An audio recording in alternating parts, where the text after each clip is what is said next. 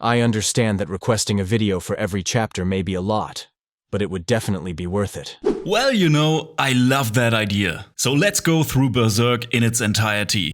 So the first page we ever see is this. Okay, wait, what about the prototype? Because actually we are introduced to Guts within the prototype, but this version of him differs quite a lot from the one we are used to. This story is a submission piece created by Kentaro Miura during college in 1988, which became the basis for what is now Berserk. The establishment of details, worldview, and whatnot differs at points from the Berserk series being published today, but the intent is still present in this early incarnation. The story is set after the conclusion of the Band of the Hawk story arc. So, before we jump into the real first chapter, let's talk about the prototype. Within the first scene, we see Guts carrying Puck in a bag. So somehow they already know each other. Guts himself is wearing an eye patch and they are heading down a path. And the fence of that path is made out of impaled skeletons. Now I'm just guessing here, but I think they were impaled when they were still alive. On the next page we see a few bandits who just raided a carriage. And on the ground crouches a girl. And to be honest, her hairstyle resembles that of Griffith a bit. One of the men tells her that he wants to split her in half, but he realizes that she doesn't want to be cut in half. So he offers to skewer her instead. Just like the rest of the people up on that hill. But she's going to end up on their skewers. Suddenly Guts appears and kills all of them with a crossbow. Unlike the Guts we are getting introduced to in the Black Swordsman arc, this version's crossbow is not attached to his iron arm. One bandit is left and Guts draws his sword. And even though it's pretty big as well, this version of the Dragon Slayer sword looks slightly different. He splits the bandit into half and says goodbye to the girl. And where the version we all know would have just left, this Guts turns around and takes the girl with him. In fact, this Guts actually feels like your classic shonen anti-hero. Now that the danger has passed, Puck comes out of the bag and the elf reveals himself to the girl. And now the girl opens up. She thought that Guts would be a scary man at first. But now that she knows an elf is with him, he can't be that bad. So he gets her home safe and is rewarded by her family with food. So good and tasty. Her father tells him the story about Vlad Tepes, and he explains what the impaled at the pathway were about. All of them were once prisoners, children, women, priests, and soldiers. He continues to tell him that Vlad Tepes, no, not that Vlad Tepes. Yeah, that's the right one. However, Vlad Tepes ran out of enemies, and so he turned against his own people. And he started to develop a preference for butchering young women. And their daughter would have been one of them.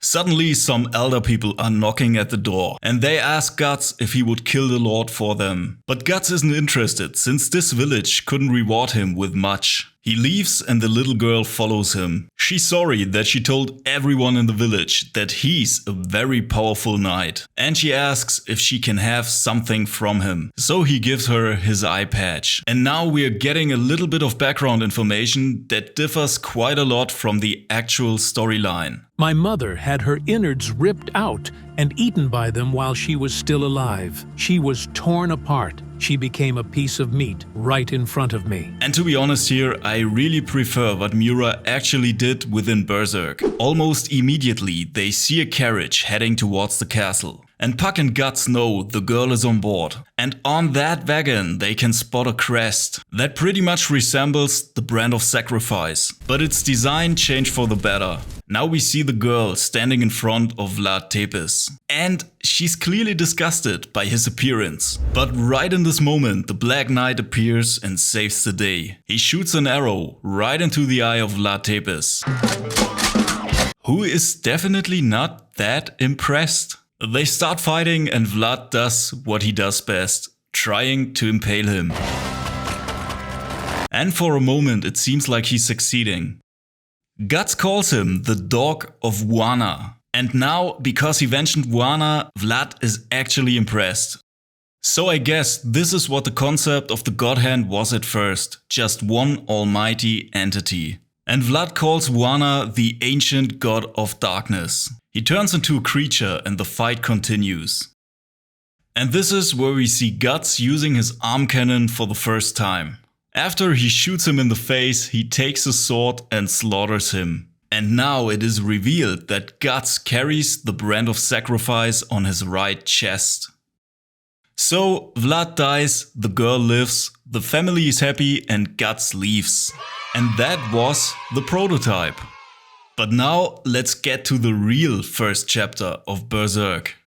If you're based within Europe and you're interested in English comics and manga, head over to Walt's comic shop. They've got great pre-order deals, bargain bins, amazing big books, and a lot of manga, like the deluxe edition of Berserk. And with the code COSMICCOMICCORNER, you'll receive free shipping on your first order above €40. Now, let's continue with the first chapter of Berserk. And with this beautiful artwork, we are thrown right into the Black Swordsman arc. So we see a man making love with a woman turning into a creature while he's still hugging her missionary style. The creature tells him that he's trapped and that this is his last taste of heaven before he is sent to hell. And I really think there are worse ways to go. Anyway, he tells the creature that it's the only one trapped here. All while he's fisting the creature's mouth. And that's it. The woman is gone, the creature is gone, and that is our opening for Berserk. Now we witness what seems to be the main protagonist heading towards a castle. On his way, he realizes a carriage full of women and children. And yes, even toddlers. Subsequently, we are entering a bar. In there, we can see a group of people throwing knives at an elf. And we witness a conversation of the surrounding people, talking about feeling sorry for that elf. And one is telling another that no one can do anything against the man of Coca Castle, not even the mayor himself. Our protagonist is giving a coin to the barman and tells him that he's going to mess up his shop. He's pulling out a crossbow and he shoots an arrow right through the head of one of the guys. Two more people follow. And one is, let's say, he's getting his nose pierced. Now, after killing everybody but this guy, our protagonist makes sure that he killed the right ones. He commands the one with the pierced nose to deliver a message to his boss. The Black Swordsman is coming for you. Suddenly someone tries to attack him from behind, but it's a terrible mistake. The biggest sword ever is revealed, and it splits the aggressor right in two. The guy walks out of the bar and the elf follows him. He introduces himself as Puck and tries to start a conversation with this guy, but he's not that much into talking. And only after the elf touches him, he finally starts speaking, but just to tell him to fuck off. Then the stranger is surrounded by guards and imprisoned. While he's being tortured, the mayor appears.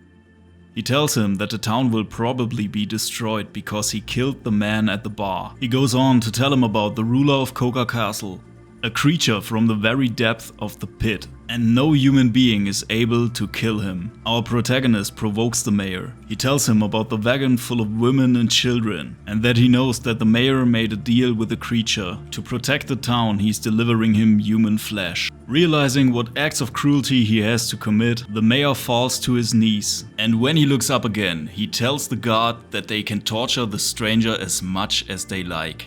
They have to keep him alive though, to be able to hand him to the Lord. And Coca Castle is exactly where the mayor goes himself now, begging for forgiveness. He offers the ruler double the amount of gold and prisoners from now on. But the ruler of Coca Castle seems to be merely interested into suffering. Human suffering. Next we see our main character lying on the floor of a prison cell. He can't move and doesn't know where he is. And when he looks up, he sees a fetus crawling towards him. Suddenly the elf appears with the keychain of the guards, and he's falling right into a puddle of piss. Yeah, little buddy, it is piss. Puck touches the man and once more he tells him to f off. The elvish creature tells him about their special powers. And when he's touching the man again, his pain is slowly disappearing. Now the stranger tells the elf his name, Guts. The elf wants to know what the brand on his neck means, and Guts tells him that he talks too much. They have a little conversation about collateral damage, and Guts' emotions are pouring into Puck. Rage, sadness, fear, it's actually so much that he can't take it. He asks Guts why he saved him, and Guts asks him who he thinks he is, and that he wouldn't risk his life for such a little buck. So Puck is offended and flies away. Now he's left all alone in that prison cell again. He scratches his arm until it bleeds, and subsequently his brand is bleeding as well.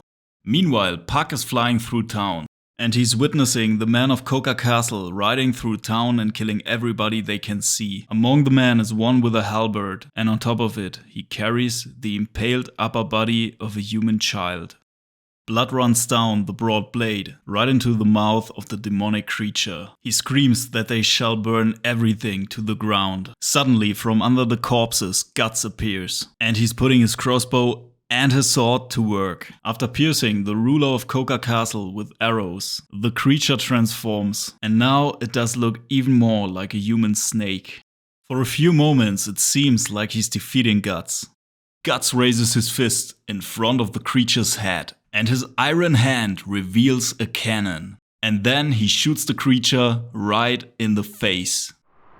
He can grab a sword and split the creature in two. He tells him not to die yet, and continues to torture him with the crossbow. It realizes the brand of sacrifice on his neck. Guts asks where the 5 members of the God Hand are, and it tells him that it's not for apostles like him to know.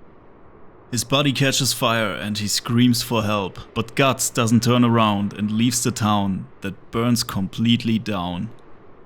So this chapter introduced us to Guts and Puck. And I actually think this is a great first chapter. It makes you want to come back for more, because we are curious and we want to know what the brand of sacrifice means and who the 5 members of the so-called God Hand are. Our main protagonist seems to be the true essence of an anti-hero. I mean, within the first scene we see our main protagonist making love to a female creature, and this scene is actually widely discussed. A lot of people out there feel like this behavior is anticlimactic for Guts, and I can definitely see what they mean. But to be honest, I think there are some points within the story that make this introduction to our main protagonist pretty comprehensible.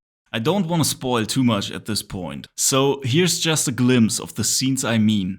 And I will definitely come back to this topic once we made it to these chapters. On top of it, many feel like the Black Swordsman arc is not the ideal start for the story, because chronologically, the Golden Age arc is first. I never felt like the Black Swordsman arc was a bad start for the story. It throws us right into the dark and brutal world of Berserk, and while the Golden Age is beautifully told, it seems to be pretty conventional right at the beginning. Whereas the Black Swordsman arc leaves us with nothing but questions. In fact, if I didn't know the Golden Age and I just started with the Black Swordsman, I would definitely want to come back just to know more about the lore and if they can create an interesting world surrounding this first chapter. And yeah, fast forward, Miura definitely delivered. So this was actually the 3rd time I read this chapter. And to be honest, it still excites me. I cannot wait for the upcoming videos to discuss all of Berserk with you guys. So let me know in the comments what you thought of this first chapter. That's it for today, and I'll see you next time.